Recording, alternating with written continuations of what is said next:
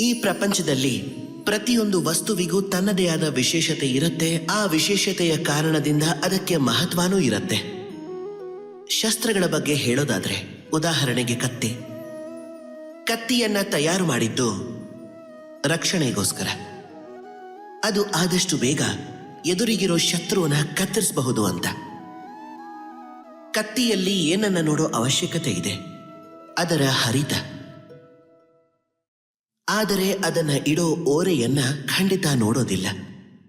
ಅದೇ ರೀತಿ ಬಾಣದ ಬಗ್ಗೆ ಹೇಳೋದಾದ್ರೆ, ಬಾಣ ಎಷ್ಟು ಹರಿತವಾಗಿದೆಯೋ ಅಥವಾ ಶಕ್ತಿಶಾಲಿಯಾಗಿದೆಯೋ ಅಂತ ನೋಡೋ ಅವಶ್ಯಕತೆ ಇಲ್ಲ. ಅದರ ಆಕಾರ ಹೇಗಿದೆ ಅಂತ ನೋಡೋದು ತುಂಬಾನೇ ಮುಖ್ಯವಾಗತ್ತೆ. ಒಂದು ಬಾಣ ಗಾಳಿಯನ್ನ ಸೀಳ್ಕೊಂಡು ತನ್ನ ಗುರಿವರೆಗೂ ತಲುಪುತ್ತಾ ಅನ್ನೋದನ್ನ ನೋಡೋದು ತುಂಬಾ ಮುಖ್ಯ.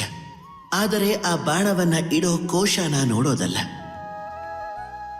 ಇದೇ ರೀತಿ ನೀವು ಯಾವುದೇ ಮನುಷ್ಯನ ಬೆಲೆ ತಿಳ್ಕೋಬೇಕು ಅಂತಿದ್ರೆ, ಅವನ ಮೌಲ್ಯಮಾಪನ ಮಾಡಬೇಕು ಅಂತಿದ್ರೆ, ಅವನ ಜಾತಿ, ಅವನ ಧರ್ಮ, ಅವನ ರೂಪ, ಅವನ ಆಕಾರ, ಇದನ್ನೆಲ್ಲ ನೋಡಿ ಅವನನ್ನ ಅರ್ಥ ಮಾಡ್ಕೊಳ್ಳೋ ಪ್ರಯತ್ನ ಮಾಡಬೇಡಿ.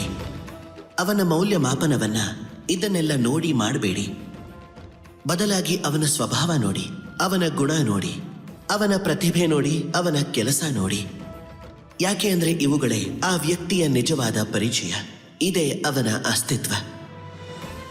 ನೀವು ಯಾವುದಾದ್ರೂ ನರ್ತಕನನ್ನ ಉತ್ತಮವಾದ ನರ್ತನೆ ಮಾಡೋದನ್ನ ನೋಡಿದಾಗ ಅವನು ಎಲ್ಲಿಂದ ಬಂದಿದ್ದಾನೆ, ಅವನು ಏನ್ ತಿಂತಾನೆ, ಅವನ ಸ್ನೇಹಿತರು ಯಾರು ಅಂತ ಖಂಡಿತ ನೋಡೋದಿಲ್ಲ.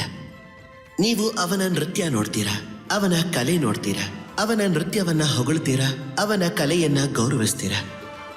ಹೀಗೆ ಪ್ರಪಂಚದಲ್ಲಿ ಎಲ್ಲರನ್ನೂ ಗೌರವಿಸೋಕೆ ಆಧಾರವಾಗಿರಬೇಕಾದ್ದು ಅವನ ಗುಣ, ಅವನ ಸ್ವಭಾವ ಮತ್ತು ಅವನ ಕೆಲಸ.